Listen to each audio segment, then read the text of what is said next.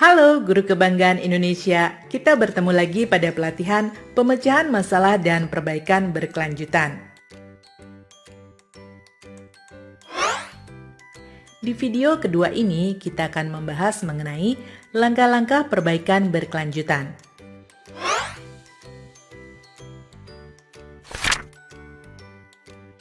Perbaikan berkelanjutan bisa diawali dengan mengidentifikasi solusi yang telah Anda hasilkan setelah melakukan penyelesaian masalah. Bisa jadi, masalah dan solusi yang Anda analisis itu dapat menjadi perbaikan di sekolah tempat Anda bekerja.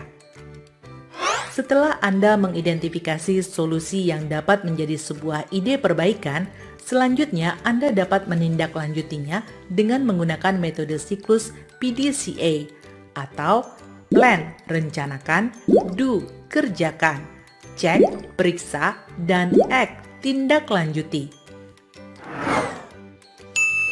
Lalu, apa itu PDCA?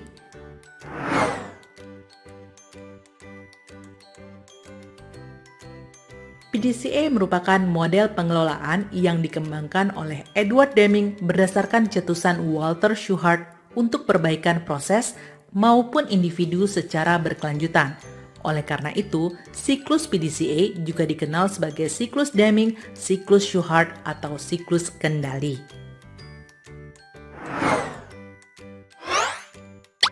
Selanjutnya, mari kita bahas satu persatu. Yang pertama adalah plan atau rencanakan. Pada fase perencanaan, Anda dan tim harus mengukur standar yang sedang berlangsung saat ini, bertukar pikiran tentang ide untuk perbaikan, mengidentifikasi bagaimana perbaikan harus diimplementasikan, menetapkan tujuan, dan membuat rencana tindakan. Anda dapat mengawalinya dengan teknik bertanya 5W 1H atau what, who, where, when, why, dan how. Misalnya, what, solusi apa yang akan dieksekusi? Who, siapa saja yang terlibat untuk mengimplementasikan solusi tersebut? Where, di mana area penerapan solusi tersebut? When, kapan solusi tersebut akan dieksekusi? Why, mengapa solusi tersebut perlu dieksekusi?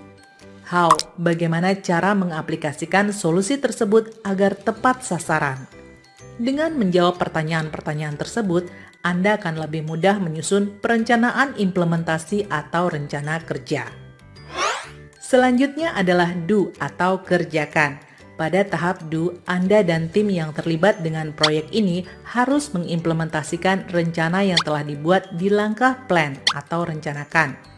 Tidak hanya mengubah proses yang ada, tetapi juga memberikan pelatihan dan panduan yang diperlukan, meningkatkan kesadaran dari berbagai pihak yang berkaitan dengan sekolah tempat Anda bekerja, dan menambahkan kontrol atau pengawasan atas segala hal yang berkaitan untuk menghindari potensi masalah yang baru.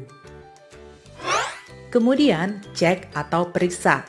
Setelah menerapkan perubahan yang telah dirancang, setiap yang terlibat harus melakukan pemantauan terhadap implementasi solusi dan melakukan pengukuran terhadap solusi yang baru untuk membandingkannya dengan kondisi sebelum perubahan. Langkah ini sangat penting untuk mengidentifikasi apakah perubahan yang diterapkan efektif untuk perbaikan yang diharapkan. Hasilnya harus dianalisis, dan setiap tindakan korektif atau pencegahan harus direncanakan untuk mencapai perubahan yang diinginkan. Dan terakhir adalah act atau tindak lanjuti. Semua catatan dan data yang muncul dari perubahan yang dilakukan kemudian direview oleh tim dan pihak berwenang untuk menentukan apakah perubahan akan menjadi permanen atau jika penyesuaian lebih lanjut diperlukan. Langkah ini masuk ke dalam langkah rencana, karena setelah perubahan diterapkan sepenuhnya, sekarang saatnya untuk mulai mencari cara baru untuk membuat perbaikan lebih lanjut. Sebagai catatan, proses ini tidak hanya berhenti di act atau tindak lanjuti. PDCA merupakan siklus yang terus berulang untuk menggali ide-ide yang memungkinkan untuk terus melakukan perbaikan secara berkelanjutan, dan tentunya didukung dengan komitmen yang kuat dari berbagai pihak yang terlibat untuk selalu memiliki pola pikir perbaikan berkelanjutan.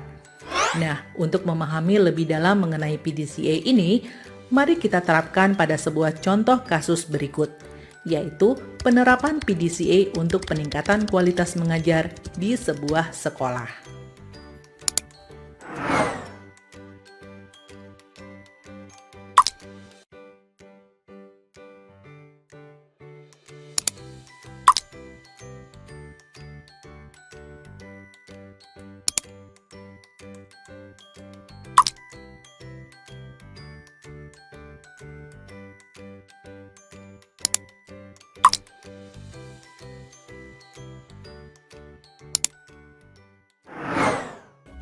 Demikianlah paparan mengenai pemecahan masalah dan perbaikan berkelanjutan yang keduanya saling beriringan, yang prosesnya berfokus pada tujuan untuk selalu menjadi lebih baik. Salam luar biasa, terima kasih.